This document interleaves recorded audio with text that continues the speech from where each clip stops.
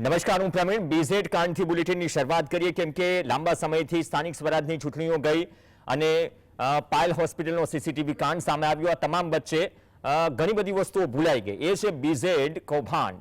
અને આ બીઝેડ કૌભાંડમાં બિગ બ્રેકિંગ સાથે શરૂઆત કરીએ. બીઝેડ કૌભાંડમાં સૌથી મોટો સવાલ એ હતો, ભૂપેન્દ્રસિંહ ઝાલા તો લાંબા સમયે ઝડપાયો, પરંતુ હજુ તપાસ ચાલી રહી છે. અમદાવાદ સીઆઈડી ક્રાઇમે આમાં જે ચાર્જશીટ દાખલ કરી છે, એ ચાર્જશીટમાં જે આંકડો સામે આવ્યો છે એમાં જે 6000 કરોડનું કૌભાંડ એક સમયે દર્શાવાયું હતું, ચાર્જશીટ મુજબ 422 કરોડ સમથિંગનું આ કૌભાંડ થયું હોવાનું સ્વીકારાયું છે. જે ડિટેલ્સ આવી છે આ ચાર્જશીટમાં હજુ પણ જે 15 આરોપીઓ પકડાયા નથી એ તો બાકી છે, પરંતુ 655 સાક્ષીઓના નિવેદન છે. 422.92 કરોડનું કૌભાંડ દર્શાવાયું છે સીઆઈડી ક્રાઇમે. તો હવે હિસાબ મળી નથી રહ્યો, તાળો મળી નથી રહ્યો, એ પણ એક સવાલ છે. 14 જેટલા જિલ્લાઓમાં બીઝેડની ઓફિસ છે એવું કહેવામાં આવ્યું. સાથે જ મયુર દરજીથી લઈને તમામ જે અલગ અલગ આરોપીઓ છે તેમને કેટલું રોકાણ કરાવ્યું તે પણ સામે છે. રણવીરસિંહ ચૌહાણે 5.98 કરોડનું રોકાણ કરાવ્યું. મયુર દરજીએ 325 લોકો પાસેથી 8.72 કરોડનું રોકાણ કરાવ્યું. કોના ખાતામાંથી પૈસા ક્યાં ગયા, કોને ઉપાડ્યા, કોને ન ઉપાડ્યા, ઘણા બધા સવાલો છે. તો 4 કરોડથી વધુની રકમ મયુર દરજીએ ઉઘરાવી પણ હતી. હવે સીઆઈડી ક્રાઇમે આજે ચાર્જશીટ દાખલ કરી છે. એમાં જેટલા નામો છે,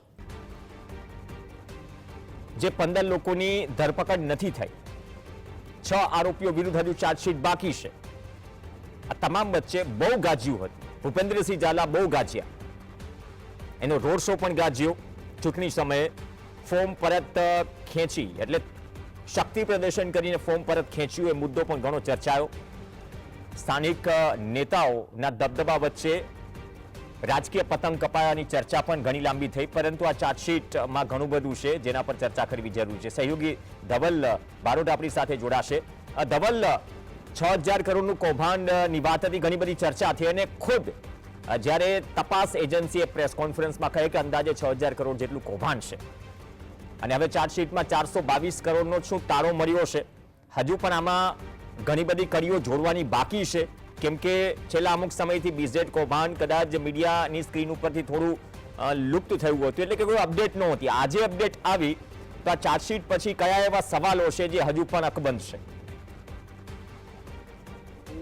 મહત્વની વાત છે કે જે સમયે બીઝેડ ગ્રુપનું જે કૌભાંડ છે જે થયું હતું, તે સમયે જે તપાસ કરતી એજન્સી છે સીઆઈડી ક્રાઇમ, તેમના દ્વારા 6000 કરોડનું જે કૌભાંડ છે તે કહેવામાં આવ્યું હતું. ત્યારબાદ જે એજન્ટોની ધરપકડ કરવામાં આવી અને 28 ડિસેમ્બરની આજુબાજુ ભૂપેન્દ્રસિંહ ઝાલાની ધરપકડ કરવામાં આવી હતી. ત્યારે આ કૌભાંડની 6000 કરોડની જે વેલ્યુ હતું તે ઘટીને 420 કરોડ દર્શાવવામાં આવી અને ત્યારબાદ જે પ્રમાણે કોર્ટ પ્રોસિડિંગ ચાલતી રહી, ત્યારબાદ જે ચૂકવવાના બાકી લેણા, એટલે કે ભૂપેન્દ્રસિંહ ઝાલાને જે ચૂકવવાના જે રોકાણકારોને રૂપિયા છે તે 172 કરોડ જ નીકળે છે તેવું આ ચાર્જશીટમાં દર્શાવવામાં આવ્યું છે.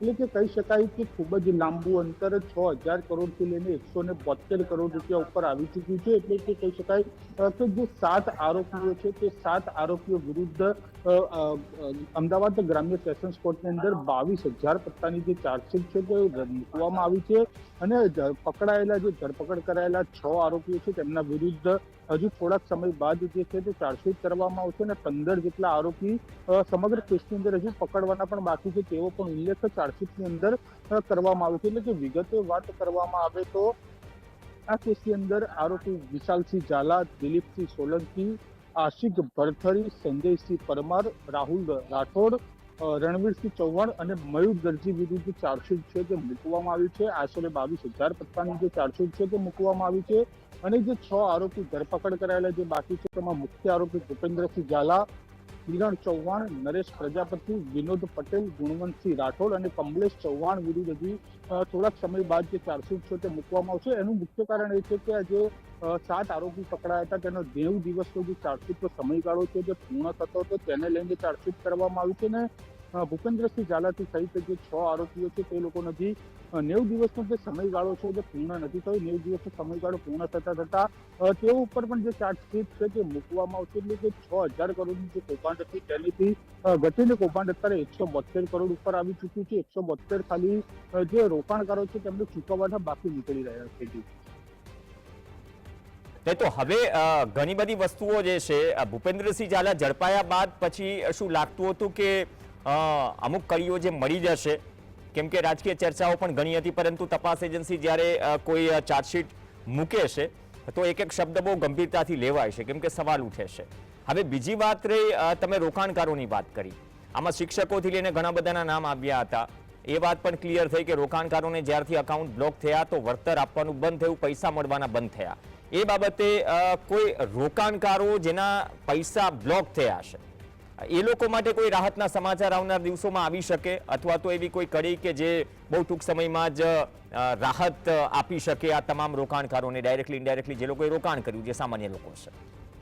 ચોક્કસથી પ્રવીણ, રોકાણકારો માટે રાહતના સમાચાર તો એ પણ કહી શકાય કે જે સમયે અમદાવાદ ગ્રામ્ય સેશન્સ કોર્ટની અંદર ભૂપેન્દ્રસિંહ ઝાલાની જે નિયમિત જામીન અરજી મૂકવામાં આવી હતી તે સમયે તેના વકીલે કોર્ટને ખાતરી આપી હતી કે જો અમારા અસીલને છોડવામાં આવશે તો કોર્ટ જે પ્રમાણે કન્ડિશન મૂકવામાં આવશે તે કન્ડિશનથી અમે જે રોકાણકારો છે જેને 172 કરોડ રૂપિયા ચૂકવવાના બાકી નીકળે છે તે તમામે તમામ રોકાણકારોને કોર્ટની મંજૂરીથી, કોર્ટની મર્યાદામાં રહીને, કોર્ટના જે નીતિ નિયમ હશે, જે કાયદો છે તેની અનુસરીને ચૂકવવા માટે તૈયાર છે, પરંતુ જામીન નામદાર કોર્ટે નામંજૂર કર્યા હતા. ત્યારબાદ ગુજરાત હાઈકોર્ટની અંદર પણ નિયમિત જામીન અરજી મૂકવામાં આવી હતી, ત્યાં પણ આ જે મુદ્દો છે તે મૂકવામાં આવ્યો, પરંતુ નામદાર કોર્ટે જામીન ત્યાં પણ નામંજૂર કરી હતી. જે ચૂકવણું છે તો ચૂકવણું કરવા માટે ભૂપેન્દ્રસિંહ ઝાલા ક્યાંક ને ક્યાંક પોતાના વકીલ વતી તૈયારી તો દર્શાવી હતી, પરંતુ જામીન મળતાની સાથે જે ભૂપેન્દ્રસિંહ ઝાલા છે તે ચૂકવણું કરે તેવી પણ શક્યતાઓ જોવા મળી રહી છે. અને બીજી બાજુ વાત કરવામાં આવે તો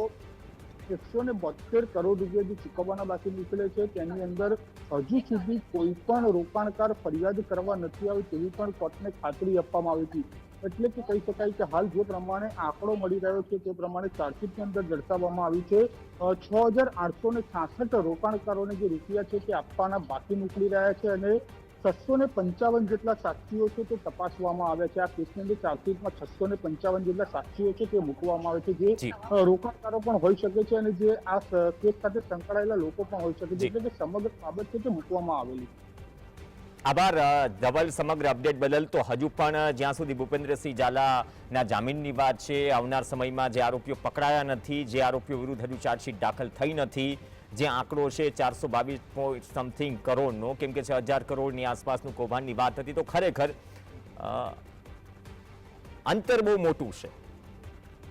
હિસાબ તાળો મેળવાયો હશે, પરંતુ જે અપેક્ષિત હતું અથવા તો જે શક્યતાઓ લાગતી હતી તે આંકડા સુધી શું આ નંબર પહોંચે છે કે નહીં, એ પણ એક સવાલ છે અને આ મુદ્દો ચાલતો રહેશે, કેમ કે હજુ પણ ભૂપેન્દ્રસિંહ ઝાલાને જામીન